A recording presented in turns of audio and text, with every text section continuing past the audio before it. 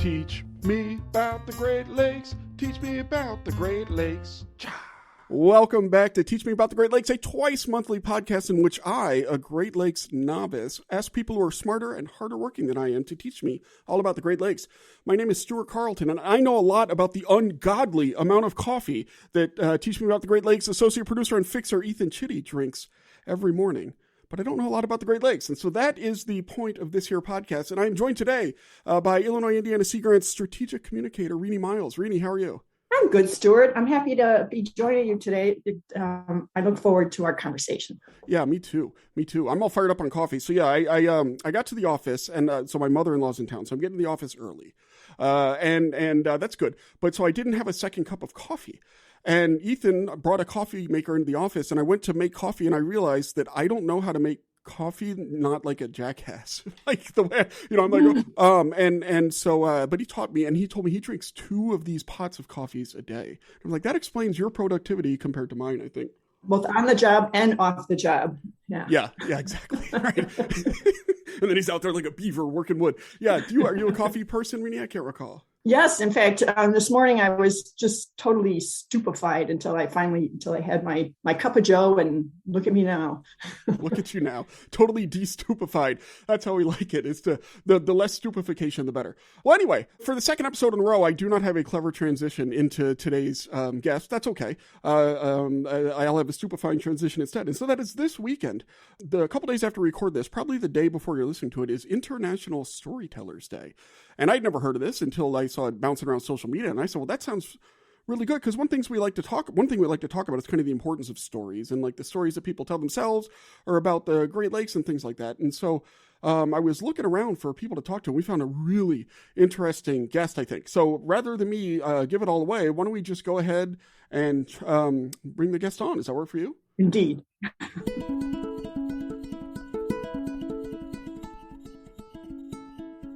Our guest today is Dr. Rachel Haverlock. She's a professor of English and the director of the Freshwater Lab at the University of Illinois in Chicago, Chi-Town, the second city. And this was interesting to me because I did not know that professors of English had something they would call the lab. So I was like, well, we have to talk to this woman. She sounds amazing. Any professor of English is automatically amazing, but then doubly so because of this. Rachel, how are you today? I'm doing great. We're so glad to have you on. Thanks for coming. So, all right, let's just start with that. You direct the Freshwater Lab. What is the Freshwater Lab? What do y'all do? Yeah, so the Freshwater Lab is actually a humanities lab. So we really focus on the relationship between people, whether they're at the scale of individuals, neighborhoods, communities, the whole Great Lakes watershed wide. And we're really interested in human relationships with water. And, one of the things that mediates and influences the relationship between people and water is infrastructure, right? We sometimes have the great pleasure of like going to the beach, of being, on the water, by the water, but we also experience it in all kinds of ways that are determined by the built environment. So the Freshwater Lab is really interested in that relationship between people and water, how water impacts human activities and experiences, and how human production, social forms, economic engagement, how that actually produces the nature of water. I think I get what you're saying, but let's see. So you talk about how people's experience with water is sort of mediated or directed by the built environment. So what do you mean by that? Do you mean because like we tend to build right up to the water, what the structures are in, or what are some examples kind of what you're talking about there? Yeah, your example is certainly one, right? So if we are in a period of rising lake levels, then is that water going to flood somebody's back door? Or are there wetlands there? That's a kind of infrastructure, green infrastructure, nature-based infrastructure. Are there wetlands there that can hold that water back? Is there a seawall that might protect a certain stretch of shoreline, but direct it somewhere else, right? Maybe onto a community that doesn't have the tax base or the individual revenue to build a kind of seawall. So that's part of it. But, we also, of course, are in a period where our eyes have been opened to the whole question of lead service lines. And so there's a key example of how infrastructure has a direct impact on human health, economic possibility, the property value of a home. So, that question of, is the service line lead? Is there treatment, the phosphates, to make that safe for consumption? Has that been suspended? Is the lead service line going to be replaced? So, that's a key element of water influencing human life. So how do you go about your work? So the work has a few different avenues.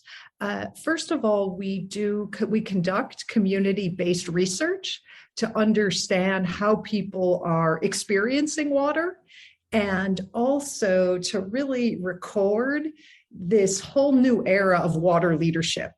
I think in much of the 19th and 20th century, water leadership were either elected officials or engineers or people at utilities. And, those continue to be water leaders.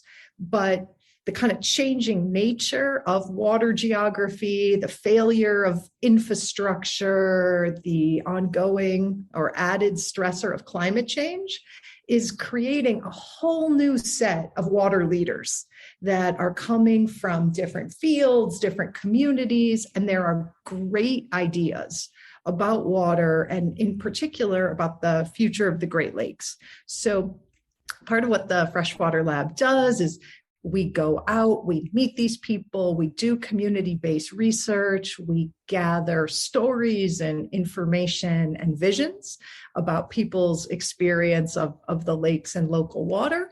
And we analyze and present that, and we try to make it as accessible to the general public as possible. So we create digital storytelling platforms. We have a host of events. Also, some of that research is going into recommendations for things that could be built or ways in which the community could get more involved. And last but not least, I am a professor, and I'm really excited that the Freshwater Lab has programs for leadership and teaching. So also training this young generation of water leaders to, really step up and allow our part of the world to survive and thrive amidst climate change. That's really interesting. I have 10 questions related to what you just said. I'll forget 9 of them, maybe 10. But so one thing you say is you analyze, so you gather people's stories, and I know you have these websites that I want to talk about, so that's one way you gather stories. Maybe also you go out and actually talk to people, or maybe you did, and maybe you will again one day. So, and then you say you analyze them. What kind of an analysis are you doing? So the reason I ask is, well, I was a literature major in college. And, the professors there, they published, but the main thing that was good about that was you could go read their journal articles and then you would know what to write on your exam. And then I do like media content analysis where I look for like frames and things like that. So are you analyzing frames, or what are you looking at with the narrative? Yeah. So when we go out and gather stories from individuals, from community groups, we're really looking for those common themes. And we're also looking to how those stories, record experiences that aren't being captured anywhere else. One example of that comes from, say like environmental justice communities that often experience the worst flooding, the failures of infrastructure, sometimes the most errors in their water bill that can bring really negative outcomes to their lives. And so often when policy analysts sit down, they're missing this human dimension. So on that theme, although, we have different methods that we use, something that's been really important to the whole team is a really important concept by a literary scholar named Rob Nixon. And Rob Nixon talks about slow violence. So Nixon says, we are acclimated to, the opposite, fast violence. These are the kind of really tragic shootings or, even the horrific war we're witnessing now in Ukraine. On mainstream media, we see a lot of fast violence, and it shapes our responses, our sense of safety or fear where we live. But slow violence involves that accumulation of toxins, the exposure to negative environmental conditions, right? The public health impacts of something like lead poisoning through your water service line. That's a kind of a slow violence that also occurs, but it occurs often outside the frame of mainstream analysis. So slow violence, for example, has been one of those themes that we use to frame the material that we get. And so the material that we get in many cases serves as kind of evidence for the slow violence going on in the Great Lakes region. But, we try not to stop with recording it, which is vital. But we also really engage students, community members, Great Lakes people of like, okay, right, with this kind of evidence, what do we do now? Right? How do we make sure that our region, which I truly believe is going to be an oasis for the world in the 21st century and beyond, but we've got to address that slow violence in our region before we can be that place that can accommodate climate migrants and, investors and new business. We've got to take a look at the way, for example, Great Lakes cities have been so battered by segregation, deindustrialization as a precondition to the Great Lakes fulfilling its destiny as an oasis for the world. Wow, the slow violence, that's power. I'm almost speechless. I hadn't thought about that, but I mean, that's exactly the way. And so that's where that power, oh yeah. And like you think about Flint, for example, you're talking about the lead and the water and stuff like that. And it really is, it's just slow, and it often is the powerless, or the less empowered, I guess, who that affects. That's a really powerful concept. And that ties into this idea of story, right? And so you're helping people to tell their stories and share their stories and putting a name. So I guess that's the deal, right? So we had, like, I hear the name slow violence and it makes a bunch of things click in my mind. And so I guess is that kind of what you're trying to do with these stories, is help people to make it click, and not only in their mind, but in the minds potentially of people, of the new water leaders who you're talking about. It's absolutely right, because going back to what I said before, that the Freshwater Lab is really focused on this relationship between people and their water, and also among all the people who share a drinking water source. It's a very, very powerful and necessary human connection, right? I think it's no secret we're living in a very polarized time, but I've seen in my work in other parts of the world, the real power for people, no matter their ethnic or religious background, no matter their political leanings. It's very, very powerful to gather people around their common source of drinking water and investigate together, what's the quality of that water, how much is available, how's it being used, who's benefiting. How do you form relationships with something like water? At the Freshwater Lab, we really believe that stories are those links that form the relationship, right? The stories that we tell about water influence our orientation towards it. When we can hear from someone who might also draw from Lake Michigan, for example. And we hear that for some people, they've got a beach for residents only that's well maintained, where they can really relax and form great memories with friends and family. And that other people, have dangerous effluent, lapping up against their back door. Stories are the place where we learn about our water and we learn about one another in light of that water. So as you go to these communities to hear the stories, how do you ensure that you have good, proper, sufficient representation in terms of the different story types that are out there? Yeah, it's a really great question. So I'll take the example of freshwaterstories.com. That's our digital storytelling site about Lake Michigan, but has relevance, beyond Lake Michigan as well.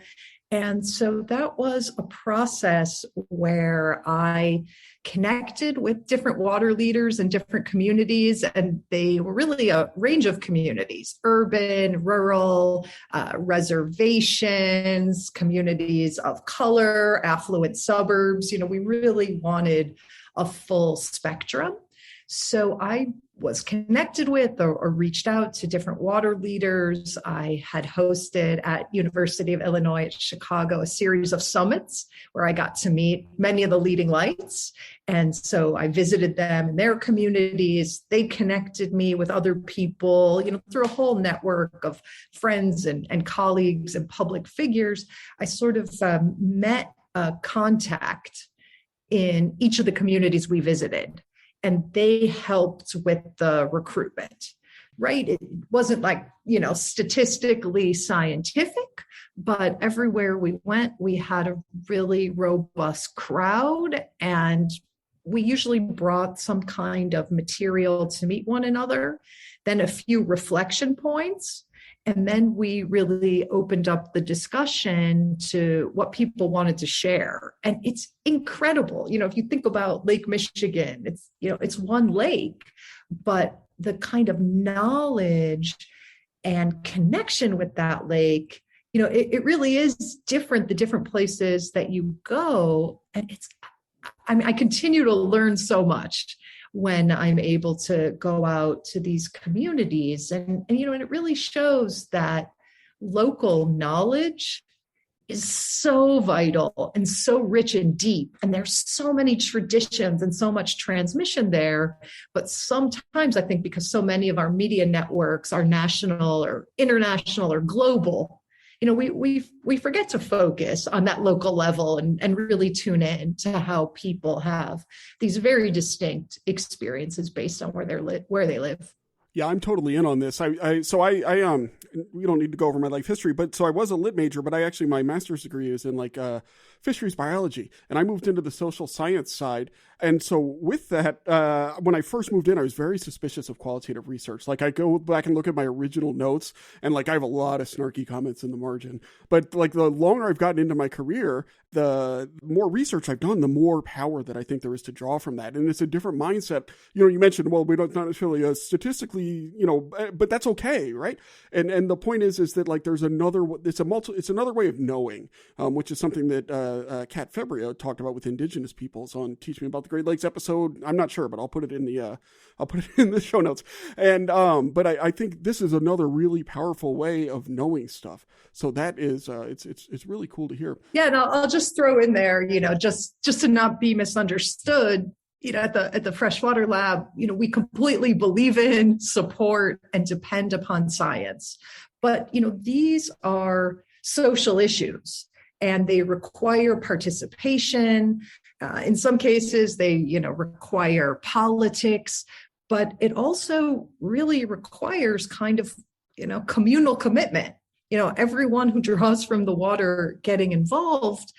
And those changes in policy and behavior and infrastructure, of course, 100%, it needs science, but the involvement, the motivation, the transformation, right? This is where the humanities are indispensable, right? Indispensable as in the way that we understand water.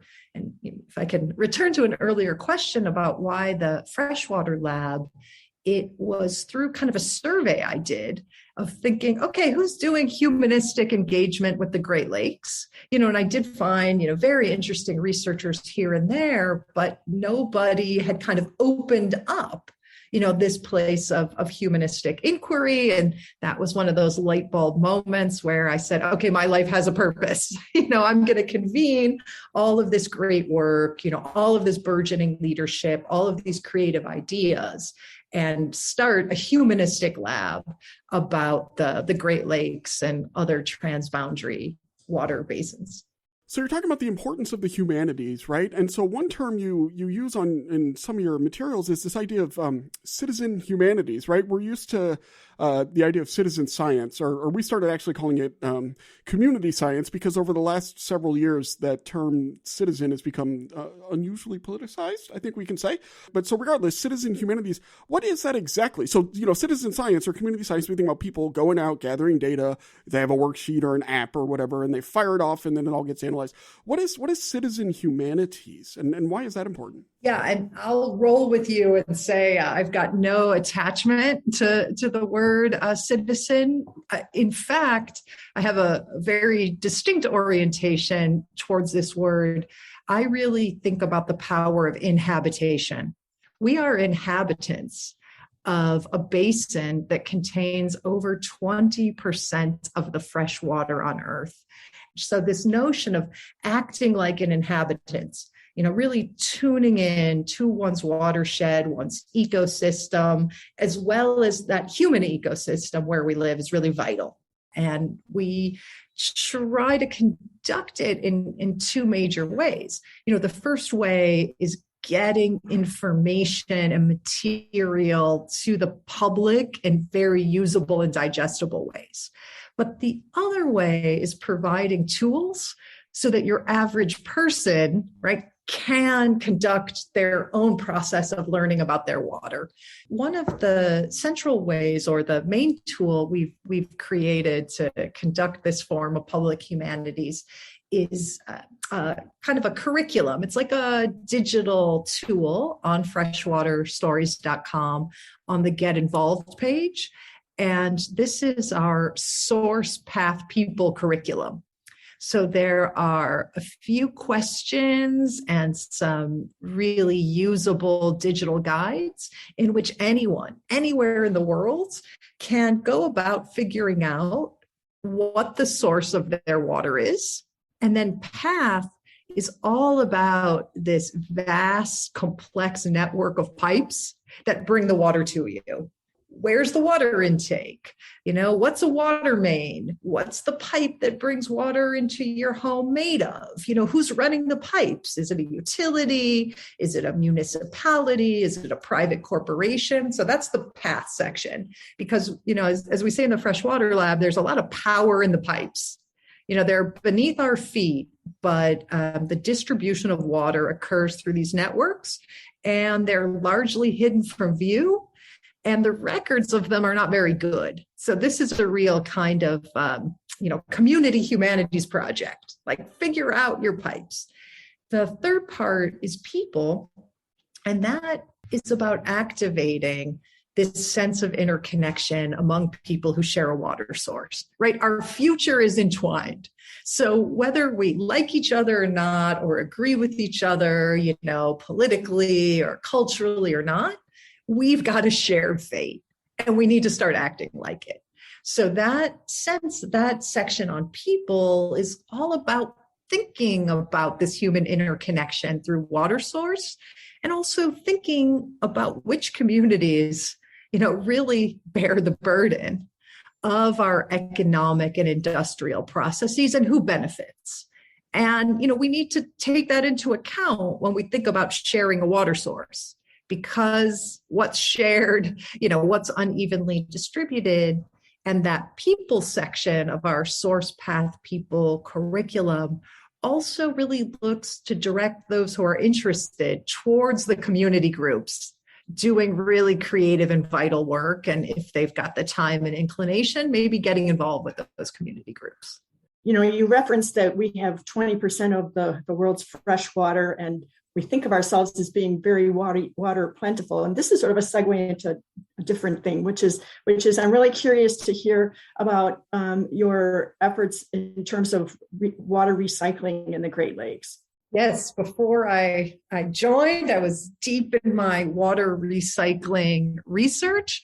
And I think that this is, one of a few major changes that we need in the region to both protect the Great Lakes and to really think about it, what I like to call kind of the watery economic revival that I think is possible in our part of the world.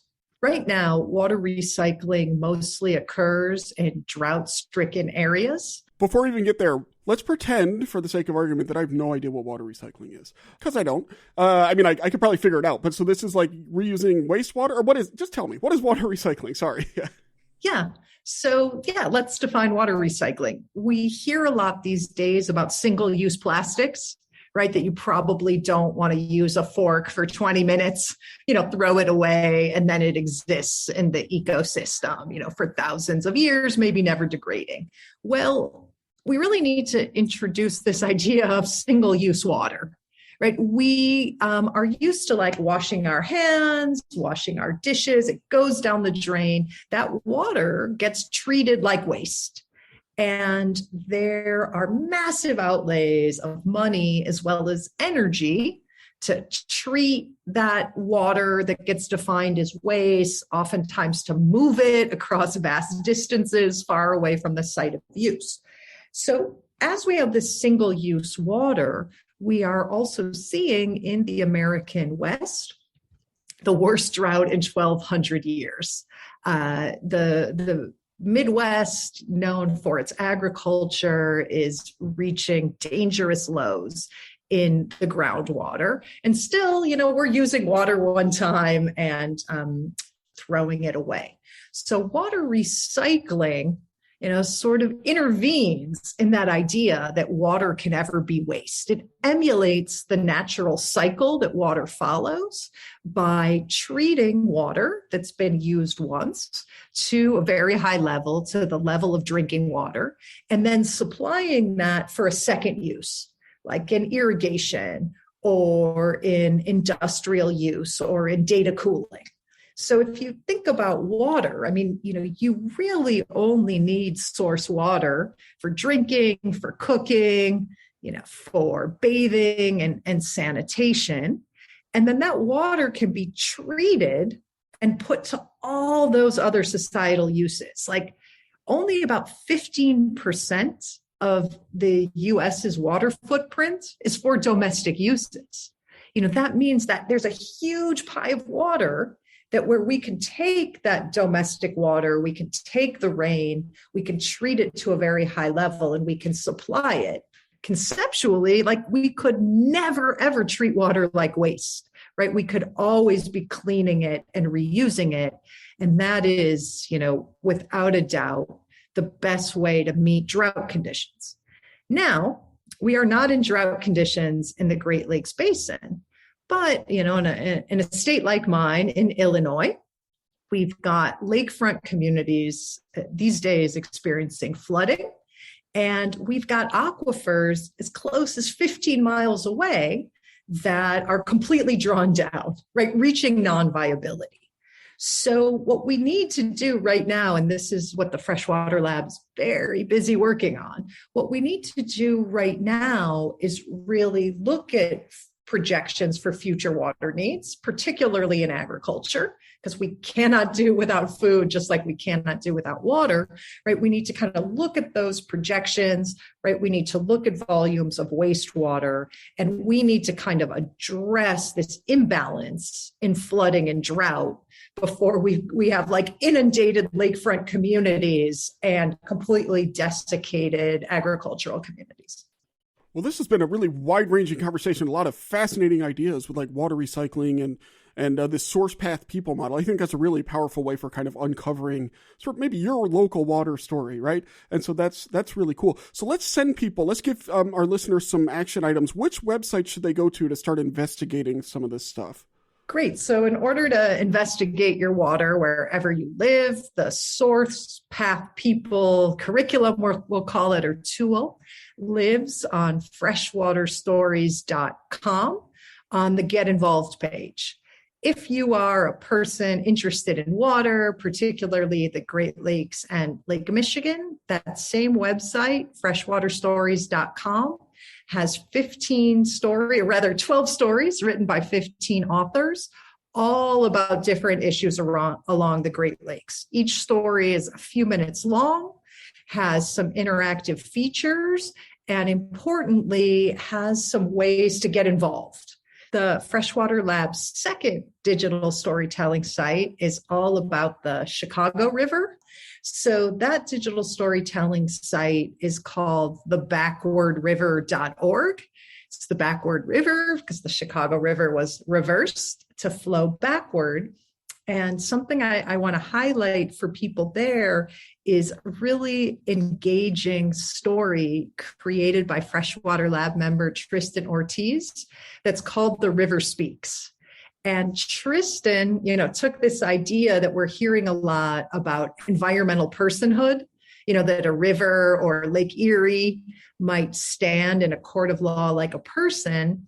And Tristan took that idea and created script stories for 6 branches of the Chicago River and worked with Chicago-based actors to record those stories in English and Spanish. So there you can go, and the branches of the Chicago River in a really entertaining and enlightening way literally speak to you in these audio vignettes.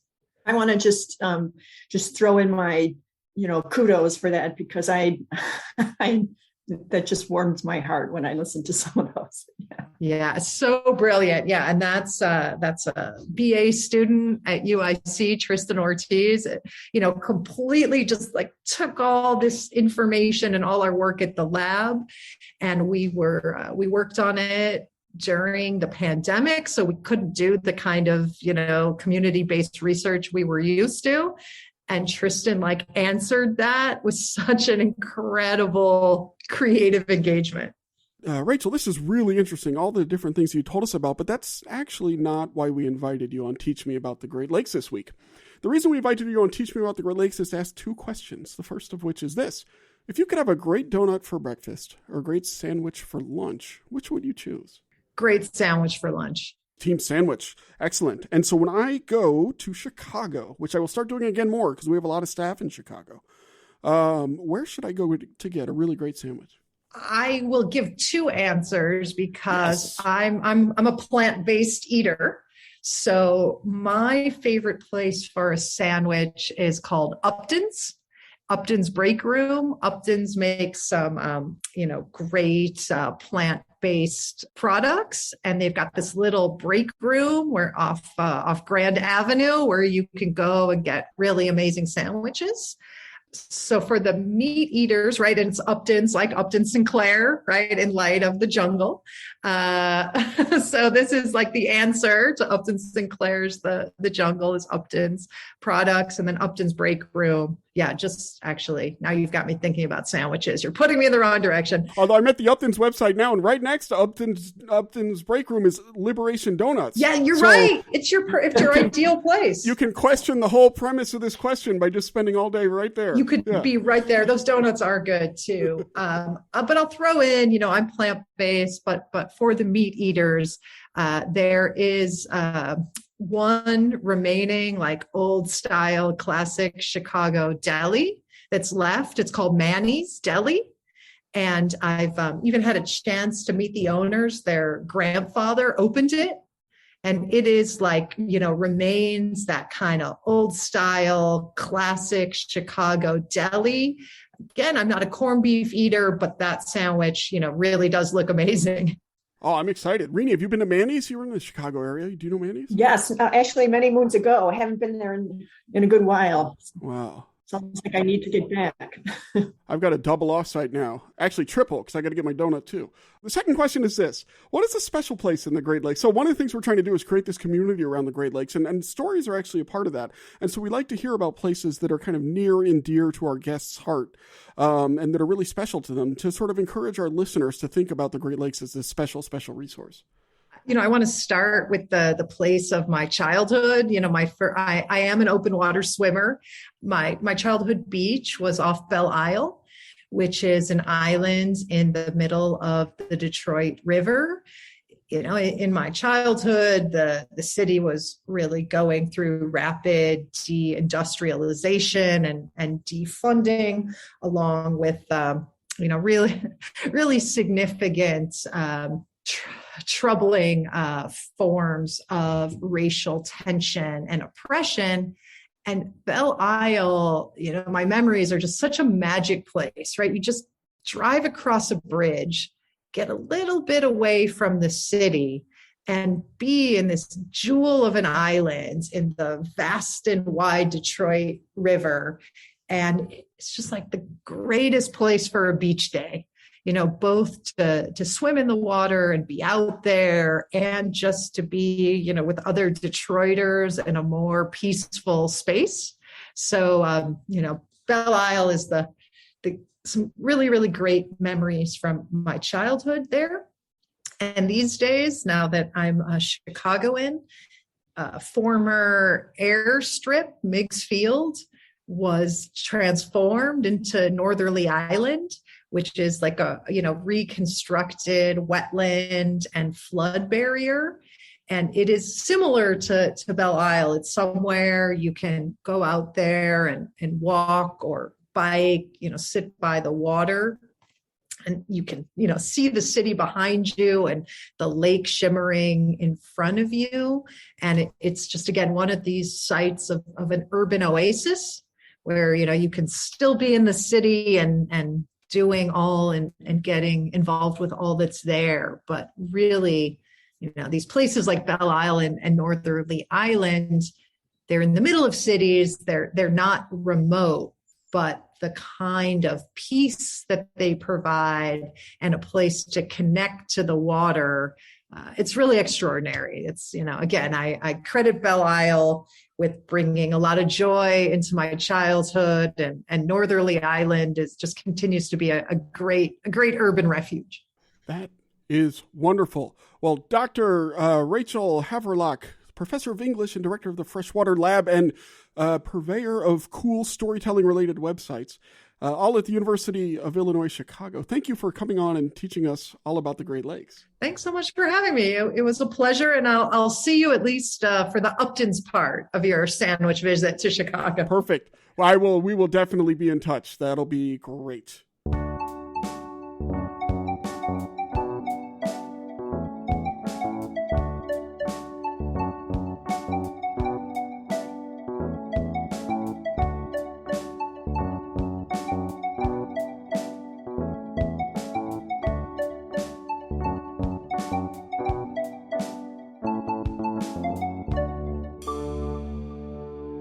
That was really great. I'm really interested in this idea of story and the stories we tell to each other. It's a different spin from what we usually get on this show, right? We talk to a lot of, like hardcore researcher and scientist types, and this is a different approach to get at some different things. It was really neat. Yeah, I really enjoyed it. It's, in my work as a communicator, I try to connect the science with the story. So this was up my alley. That really is interesting. Well, I recommend everybody go out. In fact, go look at her. Go to the websites are really neat. Freshwaterstories.com and the backwardriver.org. Go look at that. And I'll tell you what, here's an action item right now. When you go to those, if you have a Great Lakes story that you want to share, just send it to us. Teach me about the Great Lakes at gmail.com or call up our hotline. And leave it. And if it's good, we'll play it on the show. It's 765-496-IISG is our hotline. Great. So as a communicator, Renie, what do you have going on right now? You're working on any kind of big pieces? Well, I just finished a story about our research project focused on green infrastructure and the importance of incorporating soil data.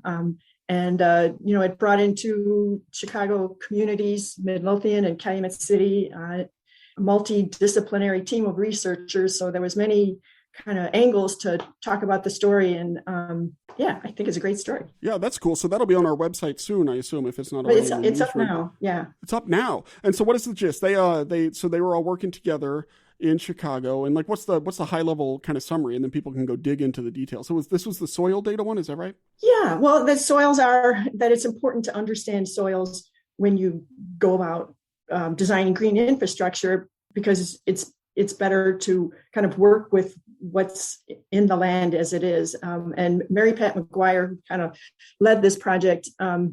She led this project. She thinks of it in a really holistic manner in terms of that we kind of need to connect with the land, like the soils and the history of the region and the particular location of where you're planning to bring nature back. Sort of a different version of connection with we're talking about connecting with the water via stories, and now connecting with the land via the way we design infrastructure. Exactly. Yeah. That's something I want to think about more, maybe even have more guests on, is like that connection between infrastructure and like the way that we interact with our world. Because I just hadn't thought about that. I this was related to the Ukraine stuff, which is sad. But someone pointed out that, like, in many ways, cities are the world's greatest collaborative project. Because they're built by, just hundreds and thousands of people over sometimes hundreds of years, right? As like the different areas get built out and whatever. And so when you look at it, it's sort of this huge collaborative sort of organism that people make. And this was in the tragic context of people, just one person can destroy them. And so that's obviously horrible. But the idea that cities are this thing that we construct together. And so we shape each other's stories and each other's interactions in ways that maybe we don't think about because it's very bottom up the way that it happens. And so it's just interesting to think about all of that and how it affects us. Yeah, I think especially in major metropolitan areas, people are going about their business, but there's like we're all up next to each other and we're connected. And I think we're more in touch with that sense of society. Yeah.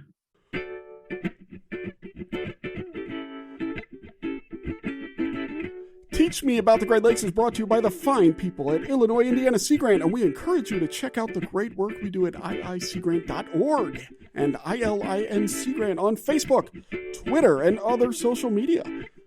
Teach Me About the Great Lakes is produced by Hope Charters, Carolyn Foley, Megan Gunn, and Renie Miles. Ethan Chitty is our well-caffeinated associate producer and fixer. Our super fun podcast artwork is by the incomparable Joel Davenport. The show is edited by the awesome Quinn Rose. I encourage you to check out her newly updated, fresh coat of paint website at aspiringrobot.com. If you have a question or comment about the show, send us an email, teachmeaboutthegreatlakes@gmail.com, or leave a message on our hotline at 765-496-IISG. I was not in rhythm with the credit loop thing. That was pretty bad. I have no flow, but that's okay. You can also follow the show on Twitter at Teach Great Lakes. Hey, thanks so much for listening. I hope you enjoyed International Storytelling Day, and if not, it comes around once a year, I guess. But regardless, thanks for listening, and keep great in those lakes.